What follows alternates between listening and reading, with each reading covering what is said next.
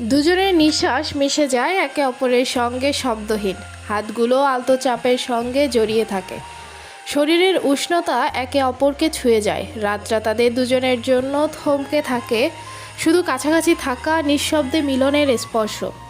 সকালবেলা থেকে তরির একটু পেট ব্যথা করছে। এটা শোনার পর জয়ের মাথা খারাপ হয়ে গেছে। জয় দ্রুত ডাক্তারদের ডেকে নিজের রুমে ঢুকে চেক আপ রুমে চলে যায়। সবাই মিলে তরি নিজেদের বিছানায় শুয়েছিল। জয় তরিকে কোলে নিয়ে চেক আপ করে রুমে গিয়ে বেডে শুয়ে দিয়ে পাশে দাঁড়িয়ে থাকে। দুইজন ডাক্তার তরিকে সুন্দর করে চেক আপ করে একটা আলট্রা করে জয়কে বলল, দেখুন, সাধারণ মেয়েদের এরকম 5 থেকে 6 মাস পেট ব্যথা করে, সেখানে উনি পেটে আঘাতপ্রাপ্ত, এটা নিয়ে একটা জটিলতা আছে। আমরা আপনাকে আগেই জানিয়েছি সেটা। এখন আমরা হাই পাওয়ার অ্যান্টিবায়োটিক তাকে দিতে পারবো না, যেহেতু উনি প্রেগনেন্ট আছে। সময় দেন, সময়ের সাথে সাথে ঠিক হয়ে যাবে। জয় সব কিছু শুনে কিছুক্ষণ পর বলল, এরকম পেট ব্যথা হলেও তো ভীষণ কষ্ট পায় মিস্টার চৌধুরী। মা হতে গেলে নারীদের অনেক কষ্ট সহ্য করতে হয়, এটা তো তার মধ্যে তুচ্ছ। আপনার ওয়াইফকে আরও অনেক বড় পরীক্ষার সম্মুখীন হতে হবে। এটার নাম মা হওয়া, এত সোজা না। জয় আর কিছু না বলে চুপচাপ দাঁড়িয়ে থাকে। পাশ থেকে আরেক ডক্টর রিপোর্টগুলো দেখে বলল, মিস্টার চৌধুরী, আপনি এখন আপনার ওয়াইফের সাথে মেলামেশা কম করবেন। জয়ের কথাটা বুঝতে সময় লাগলো না, চট করে বলল, কই, আমি প্রতিদিন মেলামেশা করি। 1 মাস পর কালকে করছি। ডক্টর 3 জন ছিল, 3 জনে মাথা তুলে তাকালো 3 জনের দিকে। তরি বেডে শুয়ে এদিকেই তাকিয়েছিল। জয়ের কথা শুনে মাথা ঘুরিয়ে অন্যদিকে তাকালো। জয় কথাটা বলে হাঁ করে তাকিয়ে আছে। সে কি ভুল কিছু বলেছে নাকি? কিছুক্ষণ পর এক ডক্টর শুকনো কাশি দিয়ে তরিকে বলল, ঔষধ নিয়মিত খাও, রেস্টে থাকো, পানি বেশি করে খাও, আপাতত এগুলো মেনে চলো। বলেই ডাক্তারেরা চলে গেলে জয় তরির কাছে যায়, নিতে রুমে নিয়ে যাবে। জয় তরির হাত ধরার সঙ্গে সঙ্গে তরি বলল, ব্যাককল লোক একদম, আমার কাছে আসবেন না। কখন কি বলেন, মুখে কিছু আটকায় না। আশ্চর্য, এখানে ব্যাককল হওয়ার কি আছে? আমি ভুল কি বলেছি? আপনি সবার সামনে আমাকে বাজ দিচ্ছেন। ছি ছি, লজ্জায় আমার মাথা কাটা গেছে। জয় একটু হেসে তরিকে কোলে নিয়ে মুখটা তরির কানের কাছে নিয়ে ফিসফিস করে বলল, আমরা তো কালকে কিছু মিছু করেছি, সেটা বললাম, এখানে লজ্জা পাওয়ার কি আছে? এখন এত লজ্জা পাও, কালকে লজ্জা পাইছো না? আপনি মুখটা বন্ধ করে থাকবেন সব সময়। মুখ খুললে মনে হয় মুখ দিয়ে বন্দুকের গুলি বের হয়। এই বিপজ্জনক মুখ খোলার কোনো দরকার আছে? খুললে শুধু মানুষের ক্ষতি। জয় তরিকে বিছানায় শুয়ে দিয়ে বলল, আমার মুখটা নিয়ে একটু প্রশংসা করতে পারতে, তাহলে ভালো লাগতো। আমি এখন আগের চেয়ে ভালো হয়েছি, তাই তো একটু আগে তার প্রমাণ পেলাম। এরকম প্রমাণ দিতে আমি প্রতিদিন রাজি। তরি একটু চোখ বড় করে জয়ের দিকে তাকিয়ে বলল, আপনি না অফিসে যাবেন? যান, দ্রুত, দেরি হতেছে। জয় ওয়াশরুমে যেতে যেতে তরির দিকে তাকিয়ে বলে, তুমি আমাকে তাড়িয়ে দিতেছ আপাতত। সন্ধ্যা নামলে শহরটা ধীরে ধীরে অন্য রূপ নেয়। আকাশে নীল আলো ছড়িয়ে পড়ে, চারপাশের ভবনগুলো আলোয় ছায়ায় ঢেকে যায়। রাস্তাগুলোতে গাড়ির হর্ন, রিকশার টুংটাং শব্দ একসাথে মিশে শহরকে জীবন্ত করে তোলে। ফুটপাতের চায়ের দোকানগুলোতে কেতলি ফুটতে থাকে, বাতাসে ভাসে আদা চায়ের উষ্ণ গন্ধ। অফিস ফেরত মানুষের ধীর পা, ক্লান্ত মুখ, তবু সন্ধ্যার আলোয় সেগুলো একটু শান্ত লাগে।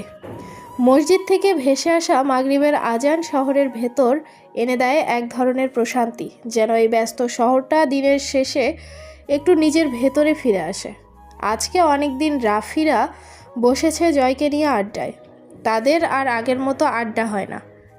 জয় সবসময় খুব টেনশনে থাকে তরিকে নিয়ে। তরির সামনে সে যথেষ্ট শক্ত থাকার চেষ্টা করে, কিন্তু বাস্তবতা ভিন্ন। 4 জন 4টে চেয়ারে বসে আছে, মাঝখানে ছোট্ট একটা টেবিল।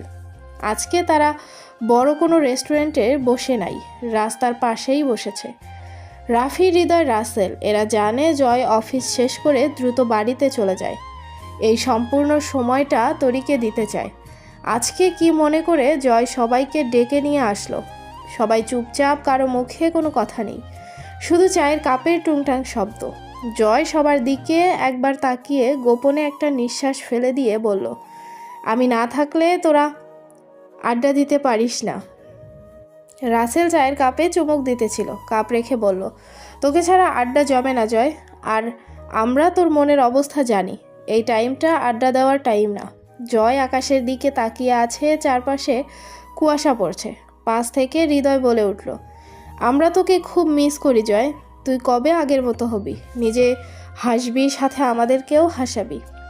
জয় আকাশ থেকে নজর ফিরিয়ে বলল, এই 4 মাস থেকে আমার হাসির কারণ কি জানিস? জানি, তোরই ভাবি।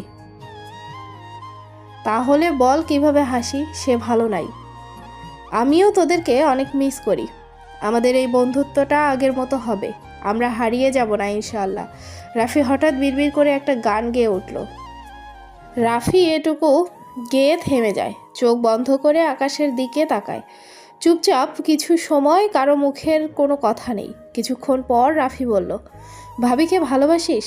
এটা কখনো তাকে বলেছিস? জয় রাফির দিকে তাকিয়ে বলে, ভালোবাসি শব্দটা বলা আর জিনিসটা ধরে রাখা আমার কাছে অনেক কঠিন কাজ। শব্দটার সাথে অনেক কিছু আছে। তাকে ভালো রাখতে হবে, তাকে যত্নে রাখতে হবে। আমি তাকে কিছুই করতে পারি নাই, বরং সে আমার কারণে আঘাতপ্রাপ্ত হয়েছে। আজকে সে জীবন মৃত্যুর সঙ্গে লড়াই করছে, তাই আমি বলতে পারি আমি হেরে গেছি। না তাকে যত্নে রাখতে পারছি, না ভালো রাখতে পারছি। তাই আমি কখনো ভালোবাসি শব্দটাও মুখে আনতে পারবো না রাফি। ভালোবাসি শব্দের কাছে আমি জয় হেরে গেছি, এই আফসোস আমার আজীবন থাকবে। তুই অনেক কঠিন করে ভাবছিস জয়। তুই এখন তার জন্য কি না করছিস, শুধু তাকে ভালো রাখার জন্য, সে যেন সুস্থ থাকে। শোন রাফি, এখন এটা কিছুই না। সে যদি আমার কাছে সুস্থভাবে চলে আসে, তাহলে তখন তুই বলতে পারিস, জয় তুই তোর বউয়ের জন্য অনেক কিছু করেছিস। জানিস, যখন রাতে খারাপ স্বপ্ন দেখি, ডাক্তার বলছে যে কোনো একজনকে নিতে, আমি তখন কাকে নেব? সে রাতের ঘুম ছুটে যায়, বুকে চিনচিন ব্যথা ওঠে। আমি এই শব্দটা নিতে পারবো না, যে কোনো একজনকে। প্রথমে ডক্টর বলার পর ভাবলাম তরিকে নেব, সে থাকলে আমরা পরে বেবি নেব, কিন্তু তরি মানলো না। এখন যখন আস্তে আস্তে বাবুটা বড় হইতেছে, মায়া পড়তেছি। আবার যদি ডেলিভারি টাইমে এই কথা বলে ডক্টর, আমি তখন কাকে বেছে নেব? এই উত্তর একজন বাবার কাছে কিংবা একজন স্বামীর কাছে নেই, পৃথিবীর কারো কাছে নেই। আমি খুব অসহায় অবস্থায় আছি রাফি, কারো মুখে কোনো কথা নেই। এর উত্তর কি দিবে কেউ জানে না। রাত বাড়তে লাগলো, কুয়াশা চারপাশে ঘন হয়ে এসেছে। জয় একবার হাত বাড়িয়ে ঘড়ির দিকে তাকালো, দেখে 9টা বাজে। এখন তার ফিরতে হবে। নিজেকে স্বাভাবিক করে সবার উদ্দেশ্যে বলল, তোদের বিয়ের খবর কি? শীত তো চলে যাচ্ছে। রাফি স্বাভাবিক কণ্ঠে বলল, এখন না, সব কিছু স্বাভাবিক হোক তারপর ভাবো। জয় একটু হেসে বলল, কেন রে, চারপাশে কি লকডাউন চলছে? কিভাবে ভাবলি তোর এরকম সময় আমরা বিয়ের কথা ভাববো? আমরা সিদ্ধান্ত নিয়েছি আমরা 3 জন 1 বছর পর বিয়ে করব। জয় বন্ধুদের প্রতি বরাবর মুগ্ধ, সেটা আজকেও হলো। যে ছেলেগুলো বিয়ে করবে বলে কিছুদিন আগেও তার ঘুম হারাম করছিল, এখন তারাই বলছে 1 বছর পর বিয়ে করবে।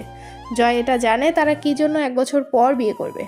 রাফি হঠাৎ জয়ের মুখের দিকে তাকিয়ে থামল। অল্প আলোতে জয়ের ফর্সা গালে খোঁচা খোঁচা চাপ দাড়িগুলো যেন হালকা জলজল করছে। চিকন সুঠাম নাকের নিচে লালচে ঠোঁট দুটি, আর মাথার চুলগুলো এলোমেলো হয়ে কপালে এসে পড়েছে। আশেপাশে পর্যাপ্ত আলো না থাকায় তার চোখের মনির পাশে থাকা ছোট্ট তিলটি স্পষ্ট দেখা যাচ্ছে না। তবুও সেই খোঁচা খোঁচা দাড়ি জয়ের সৌন্দর্য যেন আরও গাঢ়, আরও গভীর হয়ে ফুটে উঠেছে। রাফি মুখ ফুটে বলল, আমি যদি মেয়ে হতাম জয়, তাহলে তোর প্রেমে পড়তাম। সাধে কি আর মেয়েরা তোর প্রেমে পড়ে? জয় ঠোঁট হাসি এনে বলল, এই কথা আমার বউ যেন শোনে না, তাহলে তোদেরকে আর বাড়িতে উঠতে দেবে না।